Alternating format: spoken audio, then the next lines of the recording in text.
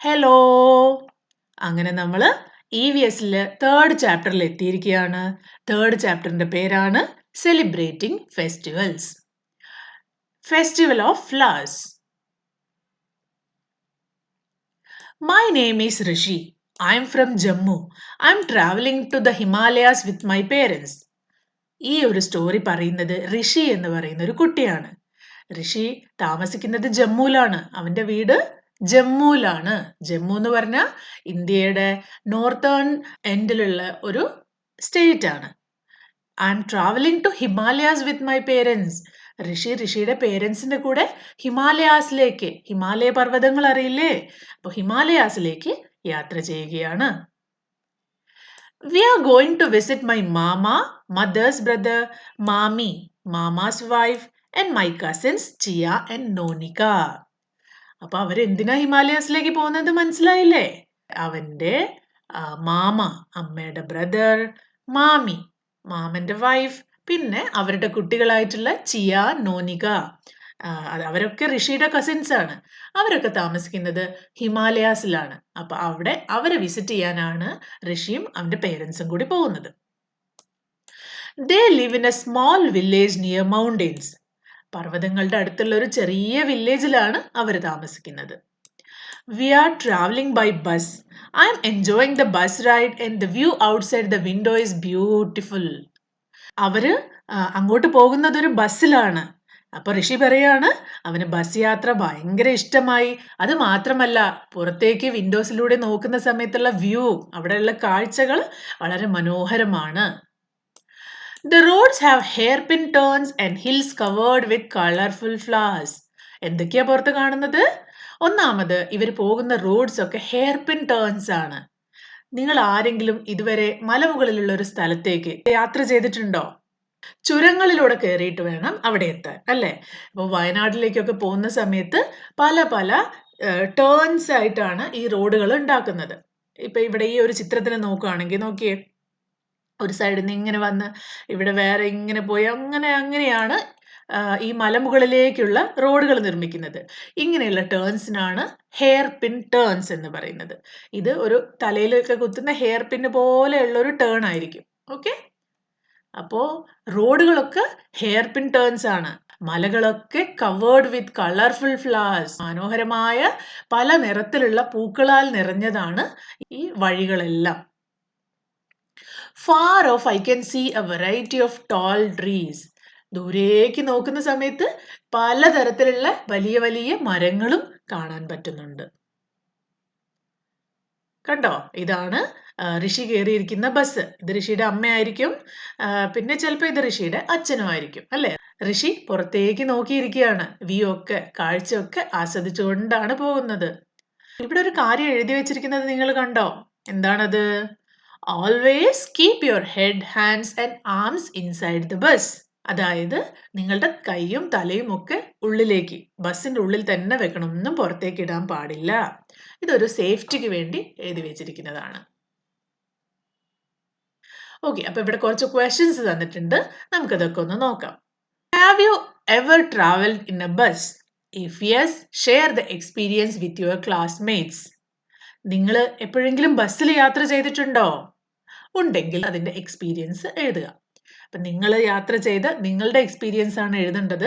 നമുക്ക് എപ്പോഴും പറയുന്നത് പോലെ ഇവിടെ ഒരു എക്സാമ്പിൾ നോക്കാം, പക്ഷെ നിങ്ങൾ എഴുതുമ്പോൾ നിങ്ങളുടെ എക്സ്പീരിയൻസ് തന്നെ എഴുതണം. I traveled in a bus during a school trip and it was fun to be with my friends. ഇതാണ് എൻ്റെ experience. Next question. What type of trees and flowers did you see during your trip? നിങ്ങൾ ഈ ഒരു യാത്ര ചെയ്ത സമയത്ത് നിങ്ങൾ എന്തൊക്കെ തരത്തിലുള്ള ട്രീസും ഫ്ലവേഴ്സും കണ്ടിരുന്നു? I saw tall mango trees, coconut trees, hibiscus flowers and colorful bougainvillea flowers. What safety measures should you take while traveling? Travel ചെയ്യുന്ന സമയത്ത് നിങ്ങൾ എന്തൊക്കെ സേഫ്റ്റി മെഷേഴ്സ് ആണ് എടുക്കേണ്ടത്? We have to stay seated and keep our hands and heads inside the bus. അത് നമ്മൾ നേരത്തെ ബസ്സിൽ കണ്ടു, അല്ലേ? അവിടെ എഴുതി വെച്ചിരിക്കുന്നത് എന്ത് പറ്റും നമ്മൾ നമ്മുടെ കൈയൊക്കെ പുറത്തേക്ക് ഇട്ട് കഴിഞ്ഞാൽ? അതെ, ആ റോഡില് നമ്മുടെ ഓവർടേക്ക് ചെയ്തിട്ട് വേറെയും വാഹനങ്ങൾ പോവാം. ഇല്ലെങ്കിൽ റോഡിൽ തന്നെയുള്ള മറ്റ് ഒബ്സ്ട്രക്ഷൻസിലൊക്കെ നമ്മുടെ കൈയും തലയും ഒക്കെ ഇടിച്ച് അപകടങ്ങൾ ഉണ്ടാകാൻ സാധ്യതയുണ്ട്. അപ്പൊ അതൊക്കെ ഒഴിവാക്കാൻ വേണ്ടിയാണ്. കാരണം ബസ് മെല്ലെ അല്ല സഞ്ചരിക്കുന്നത്, അത് വളരെ ഫാസ്റ്റ് ആയിട്ടാണ് സഞ്ചരിക്കുക. അങ്ങനെയുള്ള സമയത്ത് നമ്മുടെ കൈയോ തലയോ എവിടെയെങ്കിലും തട്ടി നല്ല മുറിവുണ്ടാവാനും മാരകമായ മറ്റ് അപകടങ്ങൾ ഉണ്ടാവാനും സാധ്യതയുണ്ട്. What safety measures should you take while riding a bicycle and while walking on the road? നിങ്ങൾ ഒരു ബൈസൈക്കിളിൽ റൈഡ് ചെയ്യുമ്പോഴും റോഡിൽ നടക്കുമ്പോഴും നിങ്ങൾ സേഫ്റ്റി മെഷേഴ്സ് എടുക്കണം, അല്ലേ? അതെന്തൊക്കെയാണ്? We have to wear a helmet and ride on the correct side on the road. നമ്മൾ സൈക്കിളിൽ പോകുന്ന സമയത്ത് നിർബന്ധമായിട്ടും ഹെൽമെറ്റ് ധരിച്ചിരിക്കണം. അത് മാത്രമല്ല കറക്റ്റ് സൈഡിൽ തന്നെ സൈക്കിൾ ഓടിക്കുകയും വേണം. If we ride in the evening or early morning, അത് ആ സമയത്ത് ലൈറ്റ് കുറവായിരിക്കും അല്ലേ? അപ്പൊ മറ്റുള്ളവർക്ക് ഈ സൈക്കിൾ ഓടിക്കുന്ന ആൾക്കാരെ കാണാൻ പറ്റില്ല. We should put some stickers and reflectors so that other can see us. അങ്ങനെയുള്ള സമയത്ത് അഥവാ നിങ്ങൾ സൈക്കിൾ ഓടിക്കുകയാണെങ്കിൽ എന്തുകൊണ്ടാണ് നിങ്ങൾ മറ്റുള്ളവർ കാണില്ല എന്ന് പറയുന്നത്? കാരണം സാധാരണ സൈക്കിളിൽ ലൈറ്റ് ഉണ്ടാവാറില്ല. മറ്റു വാഹനങ്ങളിലാണെങ്കിൽ അതിന് ഹെഡ് ലൈറ്റും മറ്റു ലൈറ്റുകളും ഉണ്ടാകുന്ന സമയത്ത് വേറെ ഡ്രൈവർമാർക്ക് അവരെ കാണാൻ പറ്റും.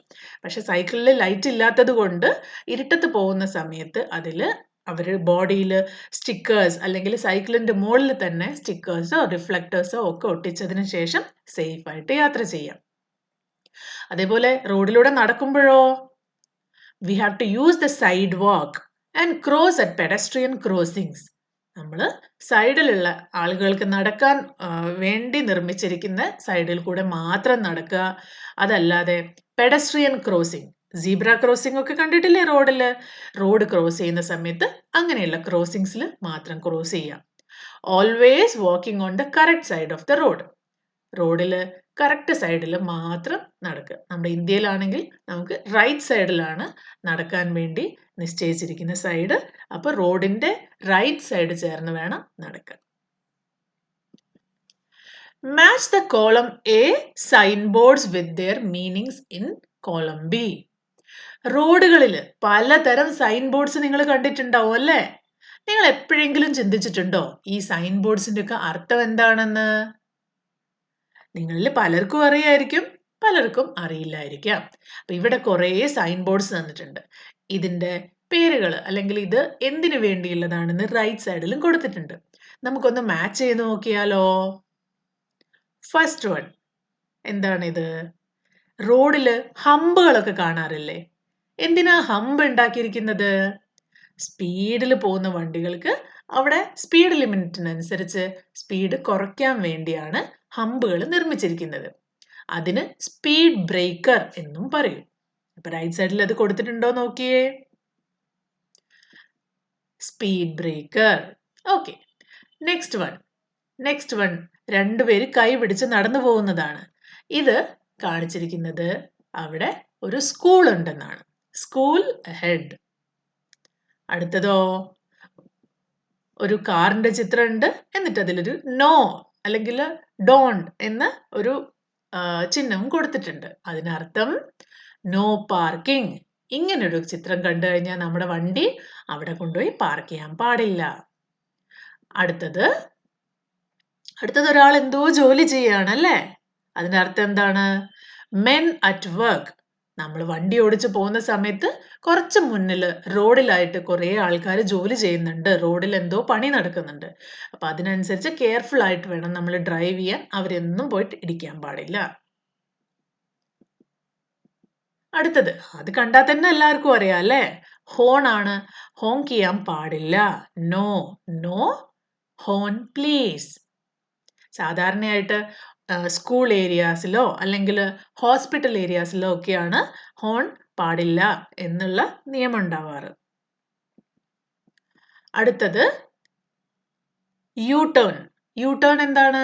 റോഡിലൂടെ പോയിക്കൊണ്ടിരിക്കുമ്പോൾ നമുക്ക് ടേൺ ചെയ്ത് തിരിച്ച് ബാക്കോട്ട് പോകുന്നതിനാണ് സാധാരണയായിട്ട് യു ടേൺ എന്ന് പറയുന്നത്. അപ്പോൾ ഈ ഒരു ഏരിയയിൽ യു ടേൺ ചെയ്യാൻ പാടില്ല അതാണ് ഈ ഒരു സൈനിന്റെ അർത്ഥം. No U turn. You would have observed many signboards on the road. Draw and label any 3 road signboards that are not listed above. ഇപ്പം നമ്മൾ സൈൻ ബോർഡുകളെ പറ്റിയാണ് പറഞ്ഞിരിക്കുന്നത്. റോഡിലൂടെ സഞ്ചരിക്കുമ്പോൾ നമുക്ക് പോകുന്ന വണ്ടി ഓടിക്കുന്ന ആൾക്കാർക്കും നടന്നു പോകുന്ന ആൾക്കാർക്കും ഒക്കെ കാണാൻ വേണ്ടി, അവർക്ക് മനസ്സിലാവാൻ വേണ്ടി കൊടുത്തിരിക്കുന്ന സൈൻ ബോർഡ്സ് ആണ്. മുകളിലത്തെ ലിസ്റ്റിൽ ഇല്ലാത്ത ഏതെങ്കിലും സൈൻ ബോർഡ്സ് നിങ്ങൾ റോഡുകളിൽ ഒബ്സർവ് ചെയ്തിട്ടുണ്ടെങ്കിൽ അത് ഈ ഒരു സ്പേസിൽ വരച്ചിട്ട് അതിന് ലേബൽ ചെയ്യണം. അപ്പോൾ റെഡിയല്ലേ? അപ്പം നിങ്ങൾ കണ്ടിരിക്കുന്ന ഏതെങ്കിലും കുറച്ച് സൈൻ ബോർഡ്സ് ഇവിടെ വരയ്ക്കുക. ഞാൻ 1-2 എക്സാമ്പിൾസ് തരാം. പക്ഷെ നിങ്ങൾ കണ്ടിരിക്കുന്ന സൈൻ ബോർഡ്സിന്റെ പേര് ഇത് എന്തിനു വേണ്ടിയുള്ളതാണെന്ന് മനസ്സിലാക്കിയതിന് ശേഷം അത് വേണം ഈ ഒരു സ്പേസിൽ വരയ്ക്കാൻ. എന്തൊക്കെയാണ് ഈ sign boards? First one, zebra crossing. നേരത്തെ നമ്മൾ ഡിസ്കസ് ചെയ്തു. അതായത് പെഡസ്ട്രിയൻ ക്രോസിംഗ് ഹെഡ്. അങ്ങനെയാണെങ്കിൽ ഈ ഒരു സൈൻ കണ്ടു കഴിഞ്ഞാൽ അവിടെ പെഡസ്ട്രിയൻ ക്രോസിംഗ് ഉണ്ട് എന്നാണ് അതിൻ്റെ അർത്ഥം. Next one, zigzag road ahead. അങ്ങനെ പറഞ്ഞാൽ ഇതേപോലെ ഒരു വളവ് തൊട്ട് മുന്നിലുണ്ട്. അപ്പം നമ്മൾ ഡ്രൈവ് ചെയ്യുമ്പം കെയർഫുൾ ആയിട്ട് വേണം ഡ്രൈവ് ചെയ്യാൻ. Next, speed limit 20 km/h. ഈ ഒരു പെർട്ടിക്കുലർ റോഡിൽ നിങ്ങൾ ഇതിനേക്കാളും സ്പീഡിൽ വണ്ടി ഓടിക്കാൻ പാടില്ല. അതിൻ്റെ മാക്സിമം സ്പീഡ് 20 km/h ആണ്. അതാണ് speed limit. After some time we reached the bus stop near my mama and mami's village. അങ്ങനെ അവർ യാത്ര ചെയ്തുകൊണ്ടിരിക്കുകയാണ്. ഋഷി ഇപ്പോഴും യാത്ര ചെയ്തുകൊണ്ടിരിക്കുകയാണല്ലേ. അവർ കുറച്ച് സമയം കഴിഞ്ഞപ്പോൾ മാമന്റെയും മാമിയുടെയും വില്ലേജിന്റെ അടുത്തുള്ള ബസ് സ്റ്റോപ്പിലെത്തി. We got down. Mamaji was there to receive us. അവർ ബസ്സിൽ നിന്ന് ഇറങ്ങിയപ്പോൾ അവരുടെ മാമൻ അവർക്ക് വേണ്ടി അവിടെ വെയിറ്റ് ചെയ്യുന്നുണ്ടായിരുന്നു. We started on a broad concrete road which later led to a narrow mud road closer to their house. ബസ്സിൽ നിന്ന് ഇറങ്ങിയപ്പോൾ അവർ നേരെ ഒരു വീതിയുള്ള കോൺക്രീറ്റ് റോഡിലേക്കാണ് കയറിയത്.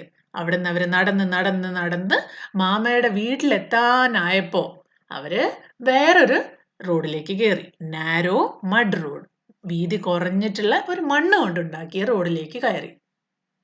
As we entered the main gate, I could see a row of colorful flowers in their garden. വീട്ടിലേക്ക് main gate അങ്ങോട്ട് കയറിയപ്പോഴേക്ക് തന്നെ അവരുടെ വീട്ടിന് മുമ്പിൽ എന്താ കാണുന്നത്? കളർഫുൾ ആയിട്ടുള്ള ഫ്ലവേഴ്സ് നിറഞ്ഞിട്ടുള്ള അവരുടെ ഗാർഡൻ ആണ്. I could recognize and name a few of them like rose, marigold and hibiscus. പെട്ടെന്ന് കാണുമ്പോൾ തന്നെ എനിക്ക് അതിൽ ചില പൂക്കളൊക്കെ കണ്ട് നല്ല പരിചയം തോന്നുന്നുണ്ട്. ലൈക്ക് മാരിഗോൾഡ്, ചെട്ടിപ്പൂവ്, റോസ് ഫ്ലവർ, ഹിബിസ്കസ് എന്ന് പറഞ്ഞാൽ ചെമ്പരത്തി. ഇങ്ങനത്തെ പൂവുകളൊക്കെ ഞാൻ നേരത്തെ കണ്ടിട്ടുണ്ട്. അതൊക്കെ എനിക്ക് മനസ്സിലാക്കാൻ പറ്റുന്നുണ്ടായിരുന്നു എന്നാണ് ഋഷി പറയുന്നത്. However, I was amazed by beauty of the flowers which was unlike anything I had seen before. മാമന്റെയും മാമിയുടെയും വീടിന്റെ മുറ്റത്ത് അവർ നട്ടു വളർത്തിയിരിക്കുന്ന വളരെയധികം കളർഫുൾ ആയിട്ടുള്ള പൂക്കൾ കണ്ടപ്പോൾ ഋഷി ശരിക്കും അത്ഭുതപ്പെട്ടു പോയി. അവനും ഇതിനു മുമ്പ് ഒരിക്കലും കാണാത്ത പോലെ അത്രയും വിസ്മയം, അത്രയും ഒരു എക്സൈറ്റ്മെന്റും അത്രയും ഒരു സന്തോഷവും തോന്നി അതൊക്കെ കണ്ടു കഴിഞ്ഞപ്പോൾ. Please can you tell me the names of these flowers? I asked Nonika. Nonika ആരായിരുന്നു? ഋഷിയുടെ കസിൻ ആണല്ലേ. അപ്പൊ നോനിക്കയുടെ അടുത്ത് ഋഷി ചോദിച്ചു, ഈ പൂക്കളുടെയൊക്കെ പേരുകൾ എനിക്ക് പറഞ്ഞു തരാൻ പറ്റുമോ? Pointing to a flower, Nonika said, this flower is tulip. കണ്ടോ, ഇവിടെ ഒരു ദൂരെ കാണിച്ചിരിക്കുന്ന ഒരു പൂവിലേക്ക് പോയിന്റ് ചെയ്തുകൊണ്ട് നോനിക പറഞ്ഞു, ഈ പൂക്കളുടെ പേരാണ് ട്യൂലിപ്പ്. മാമി then called the children in for lunch. അപ്പോഴേക്കും മാമി വന്നിട്ട് എല്ലാവരെയും ഉള്ളിലേക്ക് ലഞ്ച് കഴിക്കാനായിട്ട് വിളിച്ചു. All of them had Kashmiri dish haq, a kind of leafy vegetable with hot rice. It was really tasty. അവര് ജമ്മു കാശ്മീരിലേക്കല്ലേ ഇപ്പൊ പോയിരിക്കുന്നത്. അപ്പൊ അവിടെ എത്തിക്കഴിഞ്ഞപ്പോൾ മാമി കൊടുത്ത ഫുഡ് എന്താണ്? ഒരു സ്പെഷ്യൽ കാശ്മീരി ഡിഷാണ്. അതിന്റെ പേരാണ് ഹാക്ക്. ഹാക്ക് എന്ന് പറഞ്ഞ കൈൻഡ് ഓഫ് ലീഫി വെജിറ്റബിൾ. നമ്മുടെ നാട്ടിലൊക്കെ ചീരയൊക്കെ പോലെ അവിടെയുള്ള ഒരു സ്പെഷ്യൽ ആയിട്ടുള്ളൊരു വെജിറ്റബിൾ ആണ്. അതും പിന്നെ ഹോട്ട് റൈസും, നല്ല ചൂടുള്ള ചോറും. It was really tasty. നല്ല ടേസ്റ്റ് ഉള്ള ഫുഡായിരുന്നു. Do you know we have a Kashmir tulip festival at this time of the year, said Nonika over lunch. നേരത്തെ അവർ ട്യൂലിപ്പിനെ പറ്റി സംസാരിച്ചത് കൊണ്ട് തന്നെ ഭക്ഷണം കഴിച്ചുകൊണ്ടിരിക്കുമ്പോൾ നോനിക ഋഷിയോട് ചോദിച്ചു, ഇവിടെ ഒരു കാശ്മീർ ട്യൂലിപ്പ് ഫെസ്റ്റിവൽ തന്നെ വരാൻ പോകുന്നുണ്ട്. അത് സാധാരണയായിട്ട് ഈ സമയത്ത് എല്ലാ വർഷത്തിലും ഈ സമയത്താണ് അത് നടക്കാറ്. We too have lovely red flowers that bloom in the spring at our place. They are called buranj, rhododendron, I said. Tulip ഫെസ്റ്റിവലിനെ പറ്റി നോനിക്ക പറഞ്ഞപ്പോൾ ഋഷി പറഞ്ഞു, ഞങ്ങളുടെ സ്ഥലത്തും നല്ല ഒരു റെഡ് ഫ്ലവേഴ്സ് ഈ ഒരു സ്പ്രിംഗ് ടൈമിൽ ഉണ്ടാവാറുണ്ട്. അതിന്റെ പേരാണ് ബുരാൻഷ് അല്ലെങ്കിൽ rhododendron. I told Chia and Nonika about the spring festival that we celebrate at our place. അതുകൂടാതെ അവരുടെ നാട്ടിൽ സെലിബ്രേറ്റ് ചെയ്യുന്ന ഒരു സ്പ്രിംഗ് ഫെസ്റ്റിവലിനെ പറ്റിയും ചിയയുടെ അടുത്തും നോനികയുടെ അടുത്തും ഋഷി പറഞ്ഞു. I shared with them how we place mustard and buranj flowers at the doorstep of each home in our neighborhood. The elders bless us and also give us toffees and sweets. ആ ഒരു ഫെസ്റ്റിവലിന്റെ പ്രത്യേകത എന്താണ്? കുട്ടികളെല്ലാവരും പോയി പൂ പറിച്ചിട്ട് വന്നിട്ട് എല്ലാവരുടെയും ഡോർ സ്റ്റെപ്സിൽ വെക്കും. എൽഡേഴ്സോ അവരവരെ ബ്ലസ് ചെയ്തിട്ട് അവർക്ക് ടോഫീസും സ്വീറ്റ്സും ഒക്കെ കൊടുക്കും. ഫൂൾ ഡേ എന്ന് പറഞ്ഞൊരു ഫെസ്റ്റിവലിനെ പറ്റി നിങ്ങൾ പഠിച്ചത് ഓർക്കുന്നുണ്ടോ? അതേപോലെ ഇവരുടെ നാട്ടില് ജമ്മു കാശ്മീരിൽ സ്പ്രിങ്ങിന്റെ സമയത്ത് സെലിബ്രേറ്റ് ചെയ്യുന്ന വേറൊരു ഫെസ്റ്റിവലിനെ പറ്റിയാണ് ഇപ്പോൾ ഋഷി പറഞ്ഞത്. Tia said excitedly, my friend Unni from Kerala celebrate a festival called Vishu at this time. അപ്പോൾ ചിയ പറഞ്ഞു, എൻ്റെ ഒരു ഫ്രണ്ട് ഉണ്ണി ഫ്രം കേരളത്തിലുള്ള ഉണ്ണി എന്ന് പറയുന്ന ഒരു ഫ്രണ്ട് അവരുടെ നാട്ടിൽ വിഷു എന്നൊരു ഫെസ്റ്റിവലും ഈ സമയത്ത് ആഘോഷിക്കാറുണ്ട്. വിഷു എന്താണെന്ന് നിങ്ങൾക്ക് ആർക്കും ഞാൻ എക്സ്പ്ലെയിൻ ചെയ്തു തരേണ്ട ആവശ്യമില്ല അല്ലേ? They use a lot of yellow amalthus flowers, fruits and vegetables to make Vishu Kani. കേരളത്തിലുള്ള ആൾക്കാർ മഞ്ഞ നിറത്തിലുള്ള കണിക്കൊന്നയ്ക്കാണ് അമാൽട്ടസ് എന്ന് പറയുന്നത്. അപ്പോൾ കണിക്കൊന്ന പൂക്കളും പിന്നെ പലതരം പഴങ്ങളും വെജിറ്റബിൾസും ഒക്കെ ഉപയോഗിച്ചിട്ട് വിഷുക്കണി ഉണ്ടാക്കും. കണ്ട വിഷുക്കണി ഇവിടെ കൊടുത്തിട്ടുണ്ട്. Vishukkani is an auspicious ritual observed on first day of the Malayali new year. Malayalam calendar പ്രകാരമുള്ള ന്യൂ ഇയറിന്റെ സമയത്ത് ആദ്യത്തെ ദിവസം ചെയ്യുന്ന ഒരു റിച്വലാണ്, ഒരു ചടങ്ങാണ് വിഷുക്കണി. At sunrise, the sighting of auspicious item is supposed to bring fruitful and prosperous year ahead. അപ്പോൾ ഒരു കണി വെച്ചിട്ട് ആ കണി കാണുന്നതിലൂടെ നമ്മൾ എന്താ ഉദ്ദേശിക്കുന്നത്? ഇങ്ങനെ നല്ല നല്ല കാര്യങ്ങളൊക്കെ രാവിലെ എണീച്ച് കണ്ട് പ്രാർത്ഥിച്ചു കഴിഞ്ഞാൽ ഇനി വരുന്ന ഈ ഒരു വർഷം മുഴുവൻ നമ്മുടെ ജീവിതത്തിൽ സന്തോഷവും സമാധാനവും ഹാപ്പിനെസ്സും ഒക്കെ ഉണ്ടാവുന്നു. Mommy joined in and said, spring is a celebration of nature. After the harsh winters, the sun shines brightly and we see flowers blooming around us, the grass growing and the new leaves in the trees. അപ്പൊ ഇവർ ഇതൊക്കെ പറഞ്ഞുകൊണ്ടിരിക്കുന്ന സമയത്ത് മാമി അവരുടെ അടുത്തേക്ക് വന്നു. എന്നിട്ട് മാമി പറയാ, സ്പ്രിംഗ്, സാധാരണയായിട്ട് ഈ സ്പ്രിംഗ് എന്ന സീസൺ ഇവിടെ കേരളത്തിലൊന്നും അത് അത്രയും വിസിബിൾ അല്ലെങ്കിൽ പോലും നോർത്ത് ഇന്ത്യയിലേക്ക് ഹിമാലയാസിന്റെ തൊട്ടടുത്തുള്ള സ്റ്റേറ്റ്സിലും പിന്നെ വേറെ പല കൺട്രീസിലും വിന്ററിൽ വളരെയധികം മഞ്ഞ് വീഴ്ച ഉണ്ടാകും. അവർക്ക് പുറത്തൊന്നും ഇറങ്ങാൻ പറ്റില്ല. വീട്ടിൽ നിന്ന് എല്ലാവരും വീട്ടിൻ്റെ ഉള്ളിൽ തണുത്ത് വിറച്ചിരിക്കുന്ന സമയത്ത് പുറത്തെല്ലാം മഞ്ഞ് വീണ് റോഡിലും മലകളിലും മരങ്ങളിലും ഒക്കെ മഞ്ഞ് കൊണ്ട് കവേർഡ് ആയിരിക്കും. അങ്ങനെ ആ ഒരു വിന്റർ കഴിയുമ്പോൾ ചെറുതായിട്ട് സൂര്യന്റെ ചൂടേറ്റ് മഞ്ഞുപാളികളൊക്കെ ഉരുകിപ്പോയി പൂക്കളൊക്കെ പിന്നെയും വിരിഞ്ഞ് ആളുകൾക്കൊക്കെ ഹാപ്പി ആയിട്ട് പുറത്തിറങ്ങി നടക്കാനൊക്കെ പറ്റുന്ന ഒരു കാലമാണ് സ്പ്രിംഗ്. അപ്പൊ മാമി പറയാ, സ്പ്രിംഗ് എന്ന് പറഞ്ഞാൽ സെലിബ്രേഷന്റെ ഒരു കാലമാണ്. കാരണം എന്താ? ഇതുവരെ മഞ്ഞിൽ കവേർഡ് ആയിരിക്കുന്ന ചെടികളൊക്കെ പുറത്തു വരും, അതിൽ പുതിയ പുതിയ പൂക്കൾ വരും, കൂടാതെ പുല്ലുകളും പിന്നെ മരങ്ങളിൽ പുതിയ ഇലകളും ഒക്കെ വളർന്നു വരും. അതൊക്കെ കാണാൻ തന്നെ ഒരു ഭംഗിയാണ്. ആൾക്കാർക്ക് അതൊക്കെ കാണുമ്പോൾ മനസ്സിന് വളരെ സന്തോഷം വരും. I shared with Mami, Chia and Nonika how happy I feel when I see the beautiful and colorful flowers around me. ഋഷിക്ക് ചുറ്റും നല്ല കളർഫുൾ ആയിട്ടുള്ള ഭംഗിയായിട്ടുള്ള പൂക്കൾ കാണുമ്പം എങ്ങനെ സന്തോഷം വരും എന്നുള്ളത് മാമിയുടെ അടുത്തും ചിയയുടെ അടുത്തും നോനികയുടെ അടുത്തും ഒക്കെ പറഞ്ഞു. We returned home after a few days. It was a wonderful vacation and visit with family. അങ്ങനെ ഋഷി കുറച്ച് ദിവസം കൂടി അവിടെ അവരുടെ കൂടെ ഹിമാലയത്തിലുള്ള ആ ഒരു വില്ലേജിൽ അവൻ്റെ കസിൻസിൻ്റെയും മാമൻ്റെയും മാമീൻ്റെയും കൂടെ താമസിച്ചു. കുറേ ദിവസം കഴിഞ്ഞപ്പോൾ അവരവരുടെ നാട്ടിൽ അവരുടെ വീട്ടിലേക്ക് തന്നെ തിരിച്ചു വന്നു.